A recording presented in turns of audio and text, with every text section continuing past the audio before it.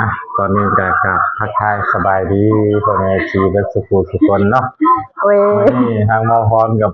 เปิดโตแฟนเนาะแฟนในสีสุกเนาะสีสาวสุกเนี่ยเนาะพ่อแม่พี่น้องอันนี้มันแฟนใหม่บาพรเนาะ สบายดีกันดิ โอ้ย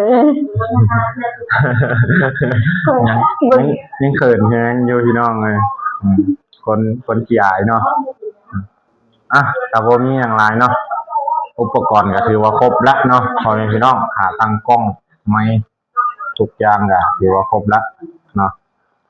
ตัวเก่ามันฮักพี่น้องเลยซื้อตัวใหม่ก็เลยได้ยุติการถ่ายคลิปไปโดนเติบเนาะ4-5 มื้อ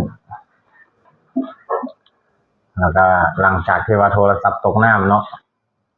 ซื้อใหม่ๆมาก็บ่ค่อยได้ลงคลิปเพราะว่ายุ่งยากหลายอย่างเนาะพ่อแม่พี่น้องเนาะมื้อนี้ก็เลย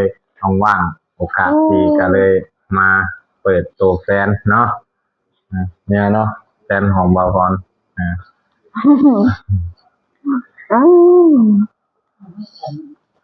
อันนี้เป็นแฟนใหม่เนาะเอวเฮ้ยยังทายืนเขาจีอยู่เนาะ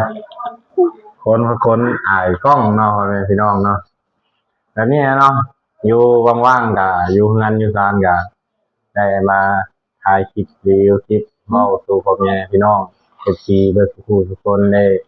ฟังกันเนาะเมื่อนี้ก็พาเพิ่นไปจิบเบ็ดเนาะได้ปลาดุกมองโลนึงนี่แหละพี่น้องจิบเบ็ดนี่แหละอยู่ทางบ้านเบาพรนี่แหละรอสิบน้ำคลองเหมืองก็ได้ปูได้ปลาพอได้อยู่ได้กินโยพี่น้องเลยมองโลปลายนี่แหละ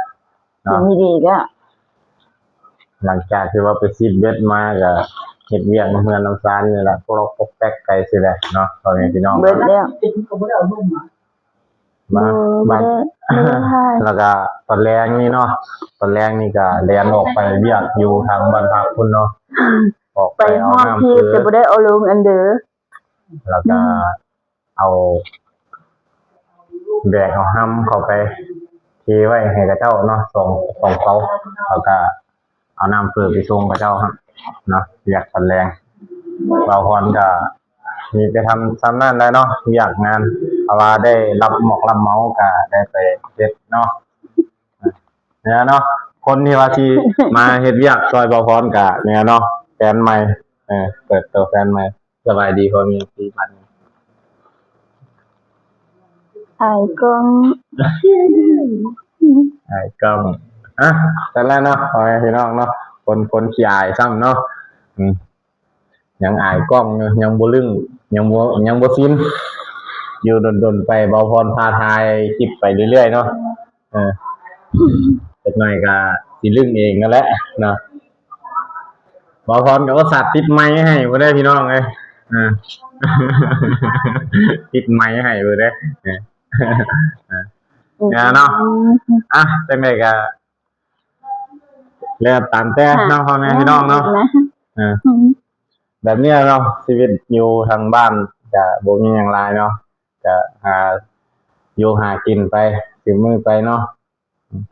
แต่ว่ายามมีเวียกมีงานก็หารับจ้างรับไว้เวียกเฮ็ดงานไปแนวนั้นน่ะพี่น้องเอ้ยจังใดก็ฝากกดติดตามกดไลค์ให้กับบ่พรเด้อเบิดสุคนเนาะพ่อแม่ FC ก็น่าจะมีข่าวดีบ่ไว้ก็ซ่านี่แหละเนาะพ่อแม่พี่น้องเนาะติดตามก็ว่าเงินคำก็บ่ค่อยมีช่วงนี้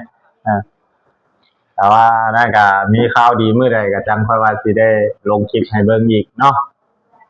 แล้วก็จังใดก็สิได้เฮ็ดคลิปเรื่อยๆไปนี่แหละเนาะพ่อแม่พี่น้องเนาะมื้อนี้โอกาสดีได้ขาตั้งกล้องมาใหม่เนาะก็เลยมาเปิดตัวแฟนเนาะแฟนเป็นผู้สั่งให้เนาะขาตั้งกล้องกันเลยแฟนทางของบ่พรนี่แหละเป็นผู้สั่งให้ก็เลยได้มาเนาะ เนี่ยเนาะแฟนใหม่ของบ่พรเบิดแล้วเบิดแล้วเบิดโอเอเบิดแล้วยังว่าอยู่ สั่นละเนาะพ่อแม่พี่น้องเนาะฟังเบาพรก็สิได้จบคลิปแต่เท่านี้เนาะเพราะว่ามื้อนี้ก็เปิดตัวแฟนก็อายเนาะเพิ่นอายกล้องพี่น้องเลยก็สิได้จบคลิปแต่เท่านี้เนาะสั่นละเนาะสบายดี สบีดาค่อยยังคิด